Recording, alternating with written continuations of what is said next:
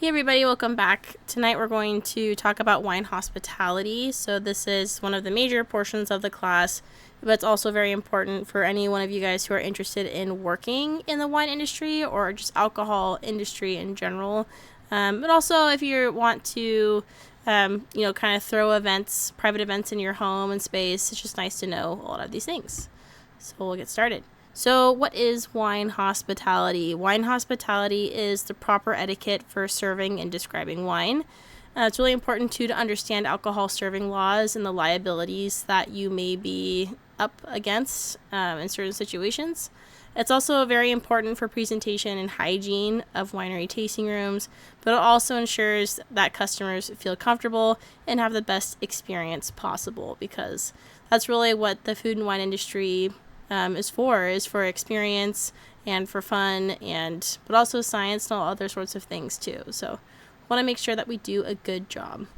So for serving size, what is the right serving size? So that we have situations where we have a full glass, which is 5 fluid ounces, and then we have situations that are more of a half glass or kind of a pour setting, which would be 2.5 full ounces, or in a standard tasting room would be 1 ounce pour. So for pouring a full glass, this is totally acceptable for a cocktail party to give someone a glass of wine. Wine before dinner if you're just going to enjoy a glass in a relaxing setting. Also for casual meals, so this would be a meal that involves a single course and a single wine paired with that together. And then also a wine that's ordered by the glass in a restaurant. Of course, it's a full glass of wine. A half glass is very appropriate for toasts, just a formal setting situation where you get a little bit of wine but not an entire glass, just to do the toast and to sip on. Also after dinner wines, so these would be wines that are very potent, high alcohol, like dessert wines or sweet wines.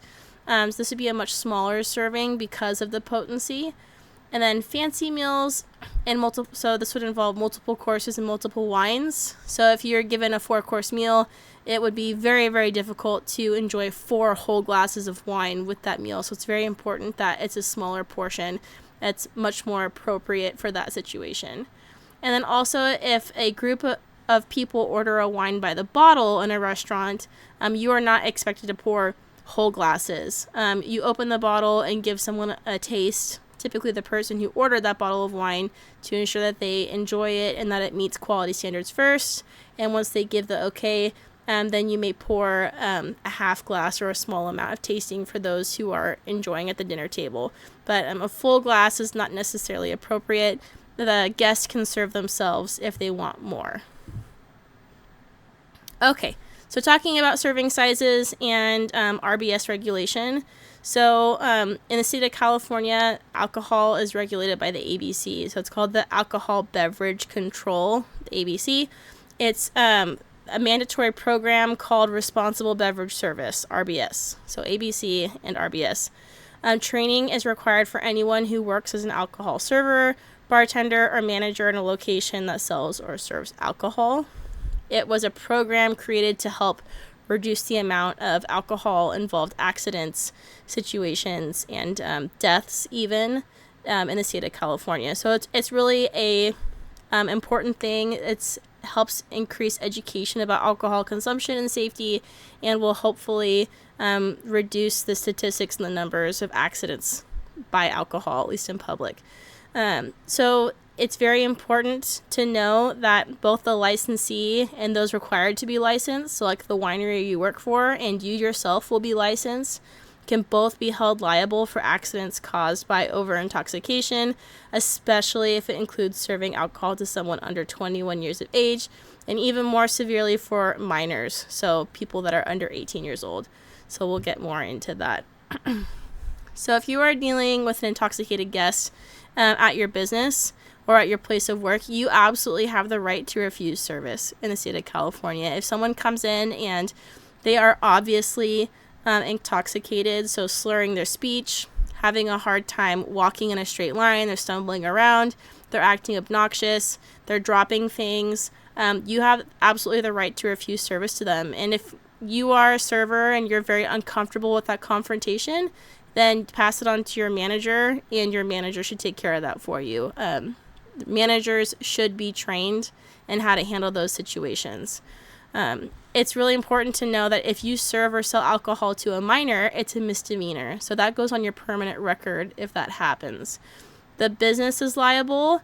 At the very least case scenario, it's a minimum $1,000 fine and 24 hours of community service for you. You as a server are also liable. So if you forget to check an ID, then it could be on you personally. So it's very, very important. And then a further extent, if a minor who purchases and consumes alcohol causes serious bodily harm to someone else or themselves, you, as a server, are liable up to 6 to 12 months in county jail and a $1,000 fine. Again, it also goes on your permanent record as a misdemeanor.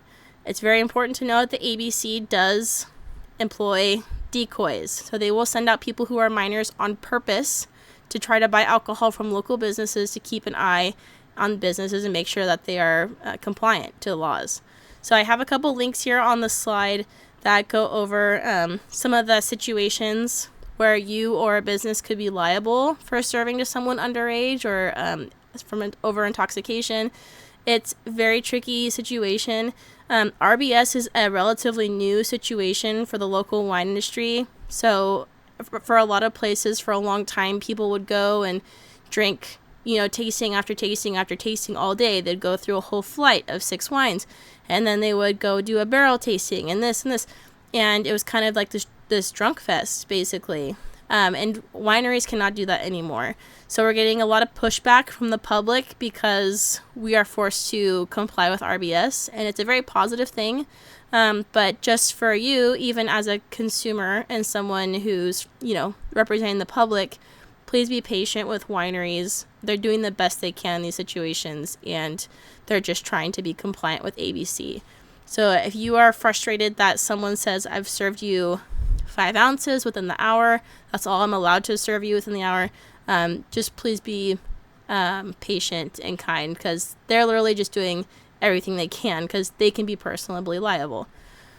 So where the safe serving comes from is a lot of statistics, and I've actually uploaded a PDF of the specific RBS training information when I got certified to Canvas. So if you want to check out exactly all the information they give you for your RBS training, you're welcome to read that. So for safe serving for wine, and again, this is for wine, it's a little bit different for beer and spirits because it depends on the alcohol by volume and our average metabolism. So for wine, it's 5 ounces of wine every hour. So 5 ounces of wine is the average rate of metabolism for an adult over 21, whether you're male or female. I know in general males can take more, and in general females don't have the metabolism for that, but that is the standard for male and female, 5 ounces every hour for safe consumption. So this means when you go to a tasting room, oftentimes they'll employ now, we can only give you 5 tastings within the hour of your experience here. If you're going to stay and purchase a glass of wine and enjoy the grounds for another hour to safely consume that, then that might be okay. But again, every winery is going to have different rules and ways that they try to regulate that. So remember, 5 ounces of wine. And also just for safe consumption, just make sure you're practicing staying hydrated, eating food, being aware of the effect of alcohol and any personal medications you or someone else may have. Have a backup plan for a ride home, or just establish a designated driver from the beginning so that way you know your bases are covered and you are safe. Always ask for help. If you are in a situation where you and your friends do not feel like you can drive home safely, it's more important that you go to a manager or go to someone who works at that business and tell them, and they can help you schedule an Uber or figure something out. It's way more important to just ask for help than it is to risk the safety of you or someone else on the road. It's never worth it. So ask for help. You won't get in trouble for telling the manager of a business that you had a little too much fun. You will get in trouble for the car accident that you get into. So you have nothing to lose for asking for help. All right, so that's a little bit about the legality behind hospitality and serving alcohol. Now we're going to kind of shift into other responsibilities that would be done in a hospitality setting for those that are interested in working in a tasting room. So a lot of preparation goes into the tasting room before opening. So we want to make sure, of course, that the business looks clean and hygienic. Cleaning surfaces on the bar and surroundings, making sure menus are prepped, you're educated on the wines, wine club policies, and pricing. Your day will just go a lot easier if you know these things. You're not constantly asking for help. Making sure all the wines that are being poured are stocked and ready, along with the wine totes, bags, all those wonderful things. You would be surprised how often that's overlooked. You get hit with a bachelorette party and nothing's in stock, and it's a mess. So you'll want to do that. Make sure that you taste and smell through any wines that were opened previously for quality control. You'd be surprised how over a night a wine can completely change. And it can be not great. The best policy is, when in doubt, throw it out. Of course, talk to the manager of your tasting room and the owners of your business to see what their policies are. But it's really important that you at least smell the wines for quality control. Some businesses have different policies on tasting wines because that can be abused by employees sometimes. But the overall thing to take away from this is that the tasting room is the first impression of a winery and the wines for mass crowds that come in. So if you are pouring a wine that is amazing, but otherwise, started to turn overnight, the customer doesn't know any better. That's just what you poured them. So that's their first impression. And then they've already made a judgment about that wine and the quality of the winery. And now they're suddenly no longer going to be a customer anymore. So just things to think about. Also, make sure you open new bottles of wines that were missing from the tasting menu. So just have everything open and ready to go. In the event you get hit with a crowd. So next we're going to talk about winery etiquette. So this is as soon as the tasting room is open. One of the big things that I feel a lot of servers miss the mark on is greeting guests as soon as they enter the room. So for a lot of people coming to a winery tasting room, this might be their first time visiting there, or even if they're wine club members or they're frequent flyers, it's really important as soon as someone walks through the room, you acknowledge them, you look across the room, you say, "Hey guys, I'll be right with you," or "Hey guys, welcome in." So that way they know that they feel like they can approach the bar, they feel like it's a friendly and welcoming environment. If you walk into a business and no one acknowledges you, it can feel very awkward and very unfriendly immediately. So it totally sets the tone of what their experience is going to be. This is especially important during really busy times. Even if your bar is slammed, if you see someone walk through those doors, you acknowledge them and you say, "Hey guys, we'll be right with you in just a moment." That will make a world of difference to a customer and make them feel acknowledged. So it's very, very important. All right. Also, it's important that you walk people through what tastings you offer and your pricing. Just because you work at a winery or you work in a region where lots of wineries are, doesn't mean that people know what a flight is. They come into the room, they might feel very awkward, very confused. It's really important that you don't treat a customer like they're stupid. You want them to have a good experience, and you don't expect them to know anything coming in. Just treat them with kindness and be patient and explain anything that they need explained. Another good thing is to always offer water, a pen, and a dump bucket. A lot of people are too shy to ask for one, and it can get them kind of, if they go through their tasting very quickly, one, they need water to help cleanse their palate and keep them hydrated. Two, a pen is nice because sometimes people get caught up in the conversation and they forget which wines they liked.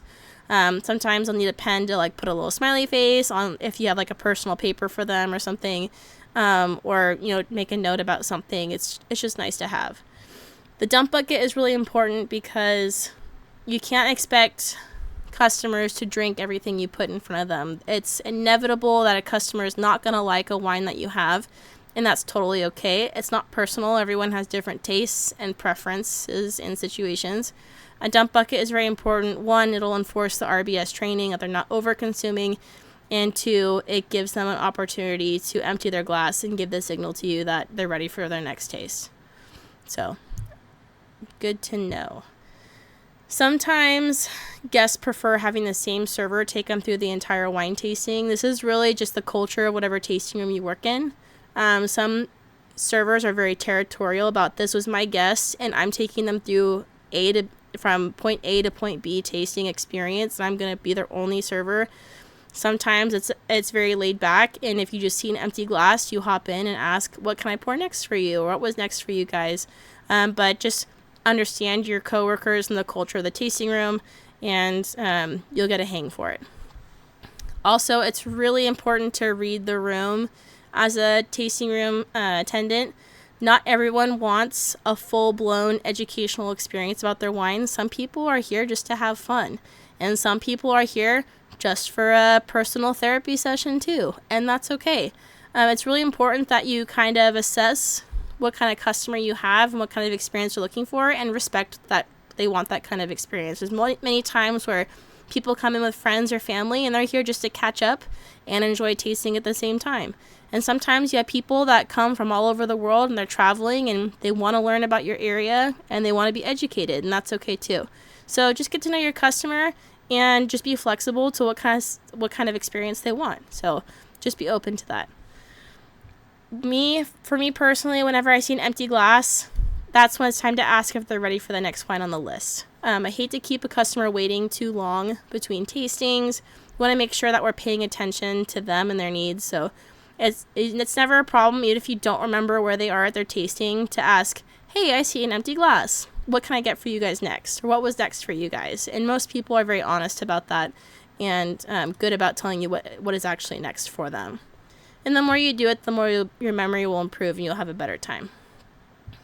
Last but not least, be careful what you talk about behind the bar. The guests can still hear you. So even though you have a physical boundary between you and your guests, the distance between you two is not that far. And most of the time, a lot of staff do not realize that the guests can hear everything that they're talking about, even whispering. So it's extremely, extremely important. You don't talk smack about customers behind the bar, whether they're physically there or they were there last week or last month. It's very unprofessional and bad look. Don't talk bad about other customers. Don't talk about, necessarily your personal problems or bringing that into the space. And definitely don't talk bad about other wineries. You would be surprised how small the wine community is. And you say, oh, winery X, Y, and Z was horrible. I hate their wine, blah, blah, blah. Well, guess what? 3 people down the bar, that person works at that winery part-time. And now they're going to take that back to that winery. And anyways, it's a mess. It's a small world. It's a very bad look. It's a very bad look as a customer too. Even if they ask you, like, oh, where would you not go? It's best to just say, I can tell you places I would recommend, but I cannot, but I try not to speak poorly about the local wineries. Just try to support their area as a whole and keep it positive and tell them where you would recommend them to go. It's not worth it. And the reputation of a winery in a tasting room can fall very, very quickly just based off of a couple negative Nancy's. You'd be surprised. So keep it positive, keep it professional, even though it's a drinking environment, and eventually it's going to turn into situations where customers talk about that amongst themselves, but it's not appropriate for us to talk about that as employees. So we're on the clock, be professional. Okay, so when you're serving wine, of course, every taster must be 21 or older. Be sure to check IDs. Like we said, the ABC does hire underage agents to buy alcohol sometimes, so if they even look remotely around that age group, you better ID them. It's very, very important. If you are pouring a wine flight, the wine should always be served in order from left to right of the taster. So it'll be your right to left. So left to right for them. The typical wine tasting is a 1 to 2 ounce fluid ounce pour. Depends on the winery you work at. A glass of wine is 5 fluid ounces. You'll see on some internet sources is 5 to 6. The international standard is 5 fluid ounces, and 5 ounces is what RBS goes by as the Responsible Beverage Service. So it's 5 fluid ounces. This can be really difficult to tell if you work with different size glasses. So it's really important, if you don't know exactly where that line is on the wine glass you work with, don't be afraid to pull out a device or measuring, little shot glass to help you measure that out so you can see.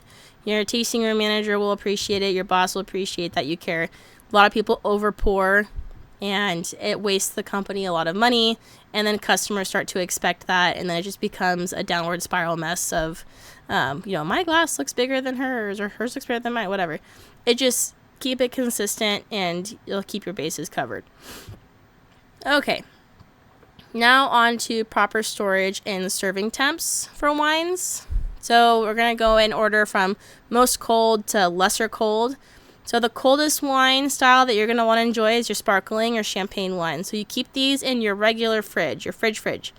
They'll keep for about 2 days if you have the right sparkling wine stopper. But I really recommend as soon as it's open, just enjoy the whole thing. Serving temperature of this, 36 to 42 degrees Fahrenheit. So very, very cold. You want to retain all the bubbles that you can with that really cold temperature. Keep it crisp and keep it fresh. White wines, you can also keep these in a normal fridge. They can keep for 2 to 3 days after opening. It depends on the variety. For like a Sauvignon Blanc, you might be okay. But it just depends. Experience will tell you the most. Serving temperature for whites can be anywhere from 40 to 60 degrees. For lean, acidic-driven white wines, you typically want it colder on the cold side, so 40 degrees. And then some of the more heavier weighted whites, like a Viognier or a buttery Chardonnay, those are often at their optimal tasting on the slightly warmer side, about 60 degrees. And that's because when it's cold, it can mute some of the characters of those bolder wines. So as it's on the slightly warmer side of that spectrum, you get more of the stone fruits and buttery characters and, chamomile and things like that. So those will generally do better on the slightly warmer side. And then last but not least, we have red wines.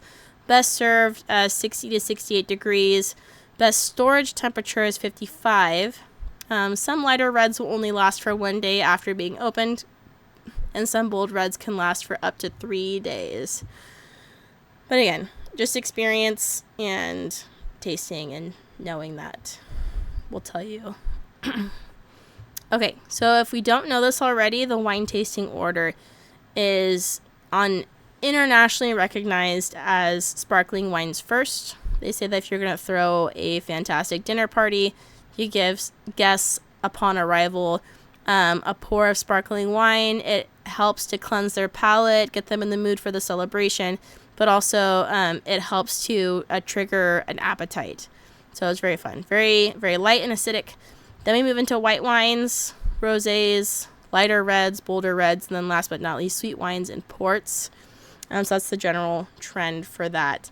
You want to start with dry and lighter wines, then move to fuller body, and then lastly, sweet.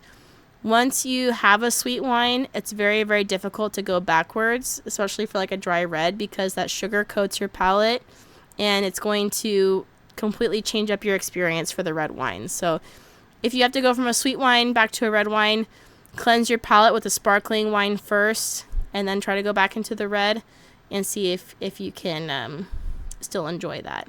That's hard. It also goes into like what you eat. You can't enjoy a wine tasting if you eat a bag of powdered donuts before you walk into the tasting room, because all that sugar is going to interact with your tasting. It's going to make your wine taste bitter and kind of unflattering. It's best to just have water, cheeses, neutral flavored crackers or non-flavored crackers, and that'll help kind of cleanse your palate and get you ready to go. So very important. Proper glassware. People nerd out about glassware all the time, and if you are super passionate about glassware, that's awesome. Here are some of the top rated glassware for specific types of wine back in 2021. So we have these Pure Collection all-purpose wine glasses. So it's kind of a very modern tulip shape with nice shoulders here. This was like an all-purpose glass. So it's for whites, reds, rosés, whatever. If you only have space in your cabinet for one wine glass, this would be a good one to invest in. We also have the Riedel Overture. This was the best glass for red wines, according to this magazine. Next we have Oak Chardonnay, the Riedel Veritas collection for wine glasses. Then we also have New World Pinot Noir and even sparkling wine. We have this beautiful, large, exaggerated tulip, almost cauldron shaped. And then for port, we have the isometric glass or the Riedel port glass. This is shaped very similar to the wine glasses that we use in our classroom. and there's a reason we use those glasses. They're isometric standard shaped glasses for wine judging across the world, so that's why we use them, and they're tiny and cute. And then for sparkling wine, we have the traditional flute, which is the tall skinny one you see all the time, but sparkling is also very much enjoyed in the tulip glass as well. If you like smelling your wines more than just sipping on them, I definitely recommend the tulip, because it opens up the wine and you can get all of those subtleties in the sparkling wine that sometimes you miss from the flute. You will lose bubbles, the effervescence, more quickly though, so there's like a pro and con to each of those. Yeah. So that's what we have for glassware. Glassware can be made from glass or crystal. You can taste a difference, but it really just depends on your budget, what you're willing to spend. You can totally enjoy wine with just wine glasses. I don't recommend drinking wine out of a mason jar or a solo cup or really anything else, because it'll just really dull the experience. If you're having like sangria or something, go for it. Does not matter what container you drink that out of. But if you want to really enjoy a wine as it was intended, definitely recommend a wine glass. You can always do side-by-sides for a fun little experiment. You can totally tell the difference. It's pretty amazing. Okay.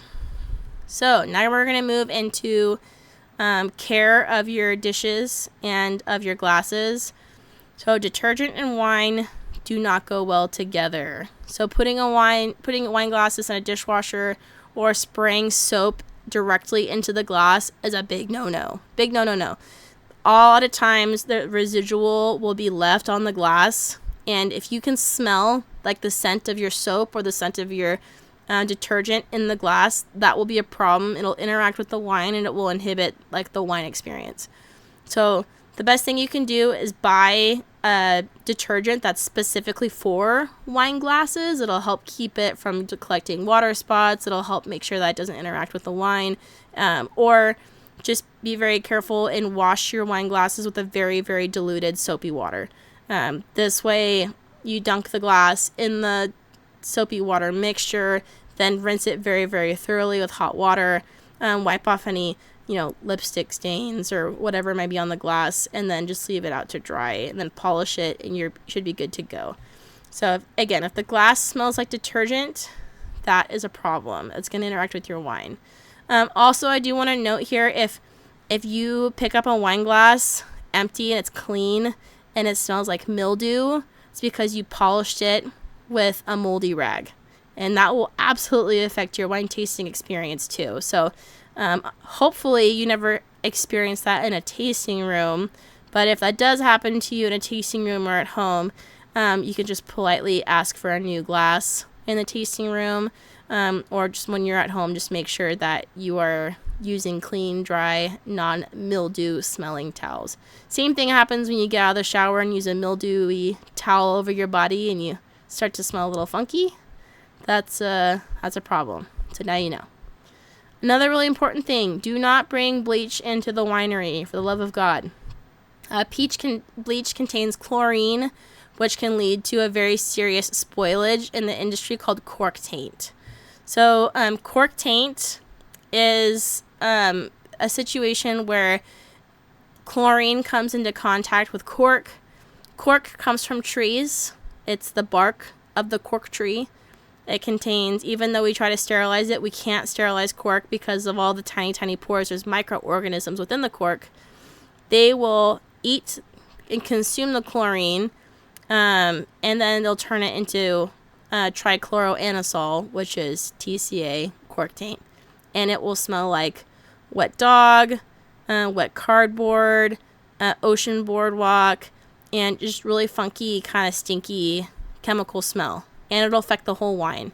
So it can happen if you have bleach in your winery. So it's very important that you keep bleach away from the winery. You don't want to ruin any storage wines. And also just keep your cleaning chemicals away from your personal storage at your house. Not a good idea. Cool. Another thing to remember is really avoid perfumes and scented lotions. When working in a sensory-based industry, it's very important that you don't wear things that are smelly.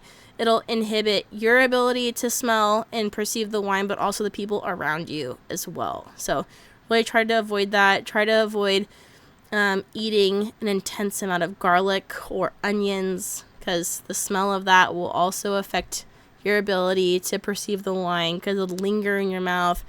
Gum is also a big problem. Don't chew gum. Just watch sideways, and they'll remind you about that in the movie. Another thing too I'd like to add is lipstick, chapstick, lip gloss can really do a number to wine glasses. It can be really hard to get those off. Totally welcome to wear it. It's more of a cosmetic thing than a big issue for you enjoying the wine. But if you are someone who has to wash the dishes, you will know that lipstick is your worst enemy, because once those wine glasses go through those professional dishwashers that are meant for wine glasses at wineries, it actually rinses them very well, but lipstick requires scrubbing. If you don't scrub it off the glass before it goes through, the drying stage will cook that lipstick pretty darn hard onto that wine glass, so it becomes a frustration. So if you want to have the absolute best experience, just ixnay on the lipstick, eh? Alright, so that moves us into our student learning objectives. We have 2 parts. This will help prepare you for the quiz that's been posted on Canvas. If you have any questions, reach out to me. You'll have one chance to take the quiz for 30 minutes, but this should get you prepared for everything you should need to know. If you would like to learn more about RBS, the links are in the slide, and the pamphlet has been uploaded to Canvas. If you work in an industry or in a setting that serves alcohol, you should be RBS certified. If you are not, talk to your manager, and hopefully you'll do that soon. It is required by state law. So, yeah, that's it for wine hospitality. I hope you guys enjoyed, and I will see you next time.